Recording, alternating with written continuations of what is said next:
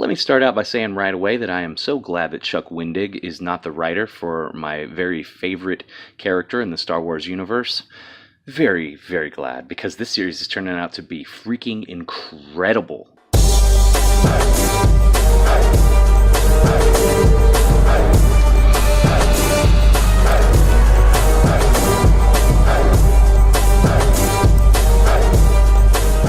Great creative team right here. I don't. Okay, I know Brian Lovell. I don't think I've seen Jordan Boyd, but of course this is Dennis Hopeless Hallam. He wrote for, someone was pointing out in my last video, a cable series that I enjoyed. He wrote for House of M. There were some, I think, the all new X-Men as well. Those are the Marvel titles I remember. His stuff's good. That all new X-Men, I think, was with Bagley on art, if I'm not mistaken, who's just, great. Probably one of the best Spider-Man artists of all time. Again, really, really glad that this series is shaping up the way it is, and that Wendig has nothing to do with it. I'm so glad that he's off this character. This starts out okay, and it's a guy from the rebellion. Who knows what plans he just stole? It was for a major operational depot. They never really mentioned what it was for. This whole book is about this character. Commander Tylux is this guy's name, right? And the whole beginning of it is him kind of making excuses for the fact that he let that guy get away. He's sitting in his quarters, just kind of chilling, having some hot something or other, and someone rings on his doorbell. He says, "Good evening, Commander. We've received an encrypted message from High Command." "Go ahead." "The Emperor is delighted to hear of your success.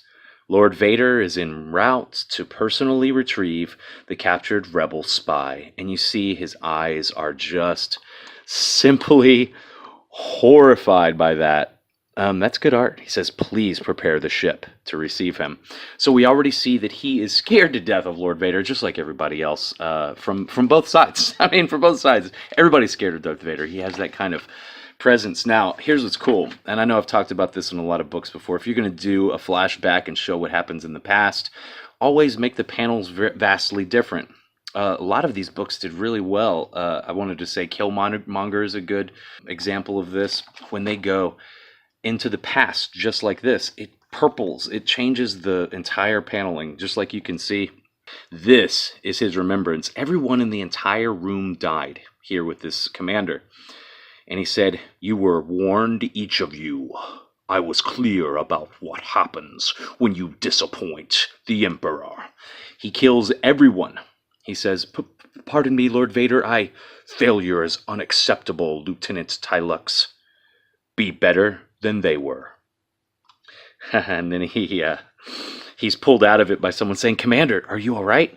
That was cool, because again, this shows exactly why Tylux is scared to death of Vader. There's a million reasons to be afraid of Darth Vader. That's one of them, him killing an entire ship. And so he says, "Ready the ship. We're going in." He's like, "Oh God, there's this whole entire meteor storm that's happening." I wanted to say how cool this paneling is right here. Is that awesome? So that's the Star Destroyer. The whole panel is. The panel is in the shape of a Star Destroyer. I don't know. How cool is that? It's pretty awesome. I think it's pretty awesome. He's like, "We can't survive anything for he says, "It can survive anything for 2 minutes. We won't be flying through. Just increase the shields." And so they're going after, they find him. And the rebel who was trying to escape. And I mean, he just keeps on tripping out. I mean, he is losing his mind through this, and this art just shows exactly how intense he is. He says, "They can and will follow my orders." Look at that. He's sweating like profusely, eyes bulging. He is obsessed with this idea. He has to kill the person that he's going after. Darth Vader, of course, being his fear. His fear is that, he sees it in his mind. Even there, he says, "And we are not going to disappoint him," talking about Vader. This is so cool. So he's so obsessed with this idea. He's not only putting everybody's life at risk, he kills every single one of these pilots in these TIE fighters, and they still go after him. I'm going to end on this page again because I don't want to give away this entire book. Massive life form ahead, Captain. Well, looky there, XO. A bit of luck. So the rebels fly right into the mouth of this creature, and he's flying straight into the creature's mouth, sir. What should we... Obsessed Commander Tylek says, follow him. Follow him? Inside that thing? It's enormous. Okay, I'm not going to tell you what happens because, again, I'm leaving you on a cliffhanger because I think that if everyone is willing to put the money into it, loves Vader, this is a series that you would freaking really enjoy. So I don't want a bunch of spoilers in it. I already told you probably even too much. The ending is good. It just makes you feel like, oh, that's a Star Wars story. It's nothing like this new garbage that they've been pumping out. Again, guys, I'm really afraid for Episode 9. I'm afraid for everything that has to do with Episode 9. And if you haven't heard, there is going to be an official panel at the Star Wars Celebration convention that's coming up that is just specifically for shipping Rey and Kylo Ren. And this is my this is my perspective of all of that. Not only is that insane, for one, again, I think they're brother and sister, and if they're not, they should be, because that would just kind of be in the same tradition as Star Wars. What does it matter? Who cares about these characters anyway? I don't care about. So Kylo Ren, I thought was going to be the only character that I was like, okay, I'm kind of interested in this guy, finding out more about him. It just turns out he's like just this weirdo with a bunch of temper tantrums that killed his father. Now he's really messed up. I mean, so I think maybe he's the only character that I want to get to know more, even if it's in a negative way. You wanted to get to know Vader. Oh God, but you don't want to get to know, I mean, who?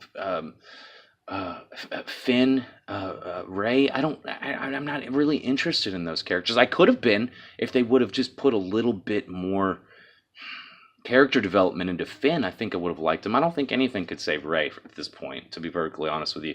I don't like the new Star Wars movies, but again, I'm picking these up specifically because, well, guys, they're Vader comics. It's Darth Vader. How could you not want to pick that up if you're a Star Wars fan? I don't know. This is worthy of you picking up. All of that to say, gosh, I'll watch Star Wars 9. I'm not doing some kind of crazy Star Wars boycott, but probably I'm not really gonna feel it. Again, I don't know. I can't tell the future. I don't know exactly what I'm exactly gonna like, but in the words of Han Solo, Luke, and so many other people in the franchise, about Episode 9, I've got a bad feeling about this. Folks, I talk about comic books a lot. I take Flamethrower to bad comics. I talk about movies, pop culture. Subscribe if you haven't. I'd love to see you on all the future videos. Again, the same thing. I always say it. People are making a lot more money selling independent comics these days. There's so many of them out there. There's so many that have really cleared good money.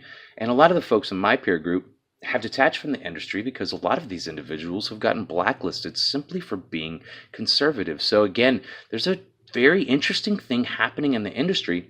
This is very similar, and it's a lot more similar to when Image Comics was formed than a lot of people give credit for this entire movement. And again, I'm talking about Comicsgate. And, if you're an artist, if you're a writer, the same thing I always say, folks, simply if you agree with these ideas that writing has to be good, you have to have good customer service. You can't, like Chuck Wendig said, you can't tell all of your fan base or half of your fan base that are Republicans to eat a boot covered in human excrement and expect to keep your job. And thank goodness he got fired for that. It's really stupid for anyone to talk that way. But like I said, every single time, that's really going to be it for today. I know I repeat myself about some things. That's cool. I just want everybody to have a chance to really hear about this stuff that's happening in the industry. Same thing I always say, if you write, if you make art, do it every day. You're the gateway into comics. Have a good one.